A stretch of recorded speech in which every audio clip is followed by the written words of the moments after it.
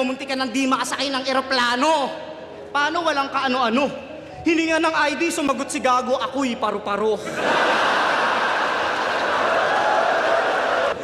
Unang lapag neto sa Maynila, inabot ng katakot-takot mga pare. Sumakay ng taxi nung sinisingil, binabayad niya kalapate.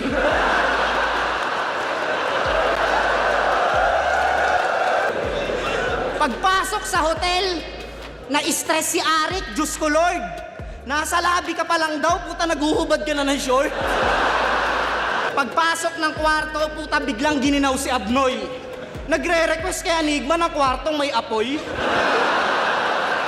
Boss, tama daw.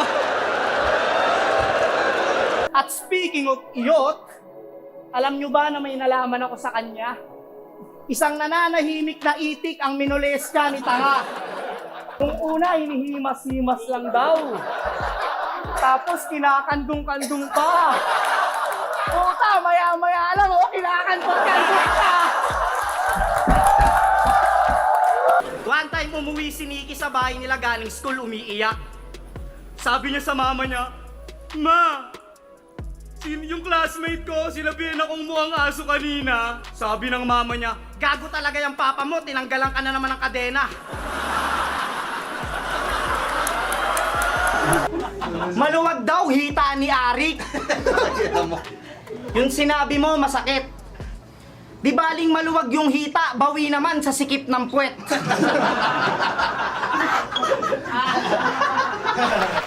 Lahat ng bara kong ibinaon, puro solidong pinag-isipan. Wala akong sinayang, kaya wala akong pagsisisihan. O kung di ako manalo rito, tama, wala akong pagsisisihan. At kung di ako iboto ng mga hurado, wala na lang pansinan. Kaya sige, dukutin mo na naman loob ko at ipakita mo sa madla lahat ng mga natutunan mo sa paglilinis ng isda. Kampiyon ka ng tryouts. Lagi mong pinagmamalaki. Puta baka nakakalimutan mo pre. Wala akong pake. Nagpustiso ko. Ito si Vince magaling. Hindi ko talaga sinulatan si Vince kasi si Vince, ito yung mga sinabi ko, magaling siya mag-English, reference. Totoo, naano ko sa kanya, wala akong maiisip talaga. Pero nung si Dodong pinanood ko, putang ina. Sabi ko walang kwenta ang puta, eto tudurugin ko. Alam nyo trip ni Emar, pag nakasyabo ng matindi, manonood ng porn, tas magjajakul siya, nakabigti. Eto na.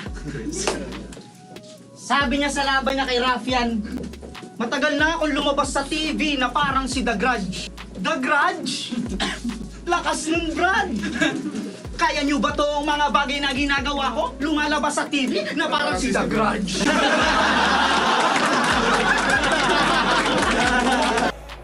Yung issue niya dun sa bata, tapos na yon.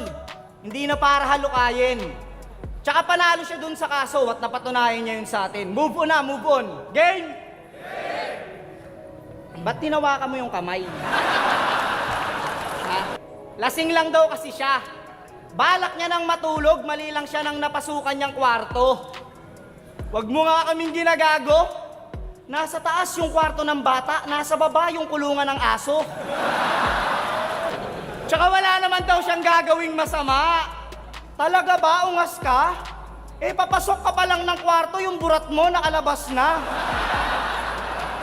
Sila yun daw siya. Tanginan to, pilit niya pang inaangat. Ikaw lang yung kilala kong sila yun na sa dagat, naglehas. Garay. Garay.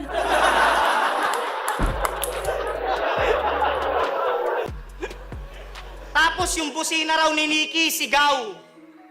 Aba, nakakahiya naman sa signal light mo. Paa.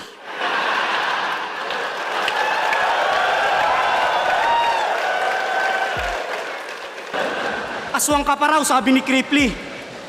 Kaya pala, lupit man laway. Tang-inang tik-tik to, dinidilaan yung burat ng tatay.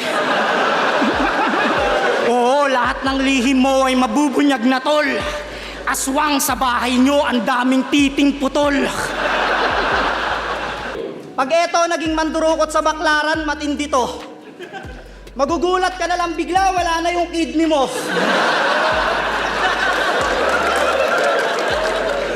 Ang pangit mo siguro ka, banding. Yung tipong nag-iinuman kayong magkaagrupo, ang saya niyong nagkukwentuhan, bigla siyang magbabagsak ng ulo. Lumpo, pukin ang ina, tas may treadmill sa bahay. Sige nga, sabihin mo sa amin bakit may treadmill doon na nakaharang? Ano sasabihin mo sa akin? Doon ka nagpa-practice gumapang? May sumikat din daw siyang kanta, di ba? Marikit sa dilim. Talaga namang nakakatuwa. Tinitigan ko, nilapitan ko, soundtrack ng mga tsumutsupa! Ang laki-laki ng katawa mo, kanta mo, papaya, kung di ka ba naman ulol? Kung di nyo binash yung papaya neto, maglalabas pa to ng kundol. Hindi mo malaman kung naiihi o nagtitigil ka ng tae. Laging naaganito yung daliri, parang nagtitikol na maarte.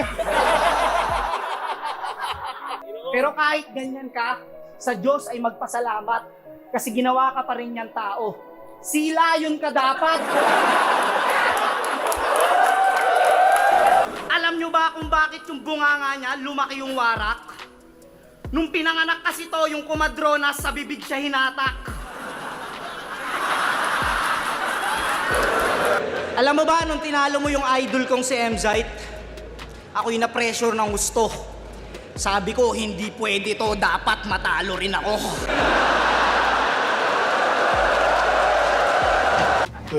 Nagulat si Marco. Tumayo sa upuan. Laking gulat ko, nakita kong basa yung puwetan. Sabi mo, walang nangyari. Pero utal-utal ka, maglahad. Walang nangyari, pero si Poison, ika-ika na, maglakad. Baklang walang pinipili, ubod ng kadire, tsumutsupa ng forma na may buha-buhangin yung tite.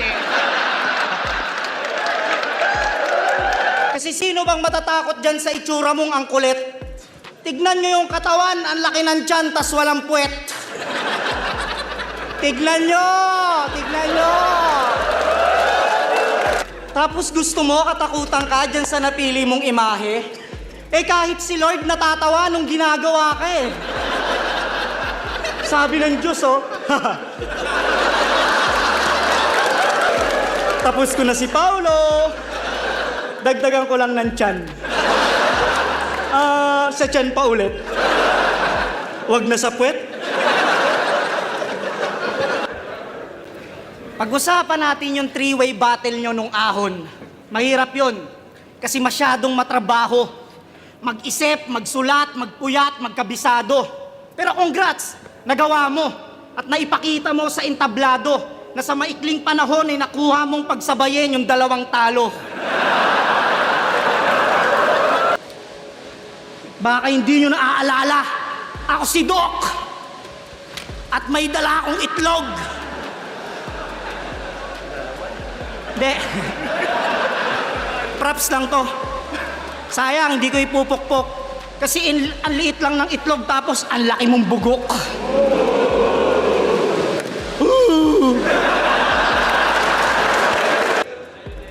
Yan ang napapala mo, kakakain ng siomay na pusa. Oo, sabi niya yung sa laban nila ni Mzite. Todo niya pang sinigaw. Kahit maging Persian cat ka pa, gagawin ka lang siomay sa Mindanao. Siomay? Baka siopaw? Oo din siya eh. Na-realize nga, ang hirap sa'yo, ngayon mo pa na-realize. Siya si Badang, kamandag ng Marikina at 187 mga men. Kasama siya sa We Don't Die, We Multiply, hindi nyo lang napansin. Pero kung inyong babalikan, malamang makikita nyo rin. Sa intro ng music video, siya yung driver ng tren.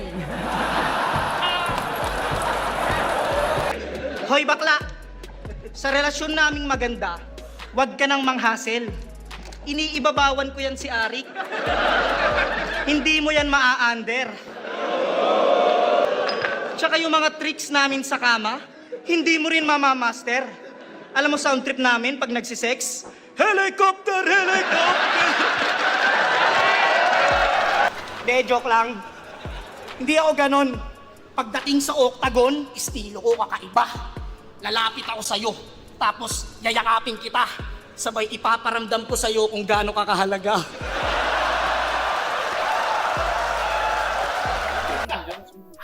Kanina pa tayo dapat.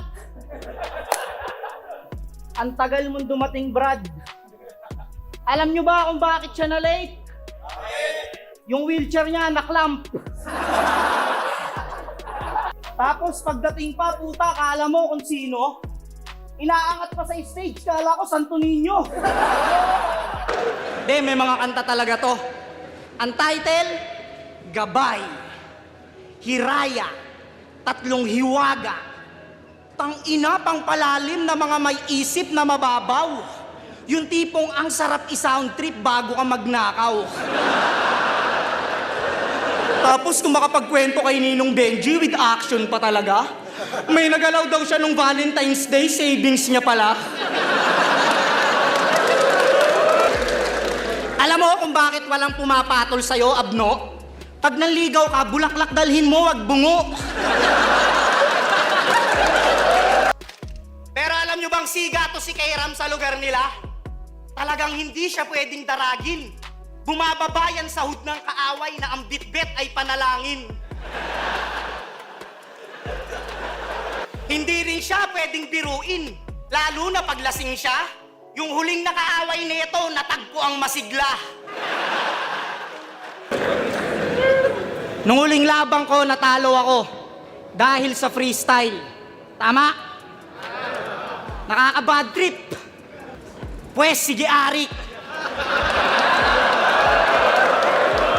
Bigyan mo rin ako ng gamit, gagawin kong topic.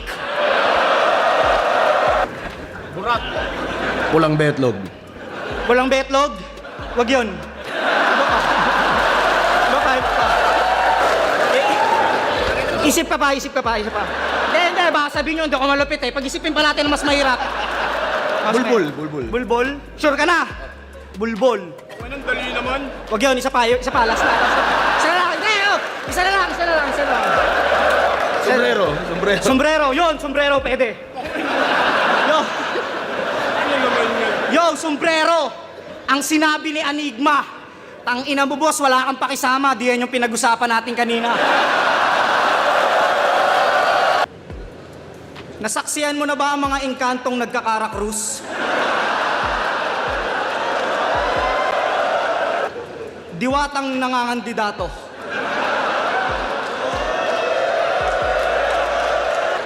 Malamang silu kasi napapaisip. Halika't aking ipapasilip. Kung sa pinanggalingan mo'y mababangis sa mga leon, dito yung mga buhaya na ninikit. Kamusta? Judge na tanga? Kilala mo ba kaharap mo ngayon? Isa sa respetadong hurado na matalino magdesisyon. Wala akong pakisagaling. Sa lupet, hindi ako dyan nagre-rate kasi ang judges na mahusay ay lumalagay sa safe. Yan ang napapala mo, Brad. Kakasali mo sa frat. Kakapasok mo sa kapatiran, napatiran ka ng ugat. O, sumali ko ng fraternity. Kaso pinagtripan siya at kinawawa. 10 palo lang kailangan, ginawa sa kanya, 1 tusawa. Puta, pinalo siya ng pinalo nang walang kalaban-laban. Kung makikita nyo lang si Gago, para siyang labahan. Alam nyo pa kung anong masakit pagtapos ng lahat? Yung sinalihan niya, hindi pala acro, puta, acrobat. Alam mo sa nangyaring yon kung anong pinaka nakakatawa? Gumawa ng mahabang post si Arik para lang sabihin hindi ka tanga. Kilala natin si Enigma. Pag hindi totoo ang paratang, yan ay tahimik lang talaga. Kaso sobrang bobo mo, kulang na lang gumawa siya ng kanta. Ba't kasi eto pinag-judge mo? Di ka man lang ba nag-doubt? Eh mukhang kahit manood lang to, mukhang bobo rin to mag-crowd. Akala mo yung ginagawa mo ang galing? Tanga, ang pangit mong kasama sa caroling. Isipin nyo, kasama nyo to sa caroling. Isipin nyo ha. Ito siya. Sa may bahay ng aming bati, Merry Christmas na malwalhati. Ang pag-ibig na siya'y naghari. Ako'y namamaskong may sapi. Kasi paano ba to nanalo kay Tito Badang? Eh, yung mga linya nun, konkreto.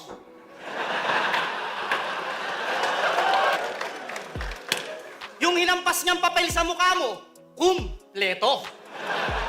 Hindi uubra to, kahit sa kongreso. Luto yung panalo mo, kitang-kita kahit sa kumento. Masyado ka kasing mapangusga, wala ka ng sino. Mapangusga ng tao, tipikal na pili, Pino. Kaya dapat sa mga katulad mo, sipa. Oo, ikaw ang tagabili ng uprising pag may inuman. Tagabuhat ka lang ng case at tagaluto ng pulutan. Tagahugot ng tinga ni Sayad pagtapos magkainan at tagasuklay ng buhok ni Arik pag di niya natalian. Tagadukot ng kulangot ni Balakid pag may nalimutan. Tagahugot ng ice pick ni Tweng pag may suntukan. Tagahatid ng sabon kay Spade sa pandisalan. At dakilang kakwentuhan ni Kuya Dennis ng Kalibugan. Pero bago yon, ipapaalala ko muna sa'yo kung gaano kasakit yung ginawang pagtalo sa'yo ni Zakilep. Diba ganito yon? Ang kulit. Sasabunin ko tong pusi na to. Laktasin. Tutunawin ko to si Totoy Brown. Chocolate. Hanggang magsabi na lang kayo ng condolence. Hihiwain ko tong malansa gamit swordfish.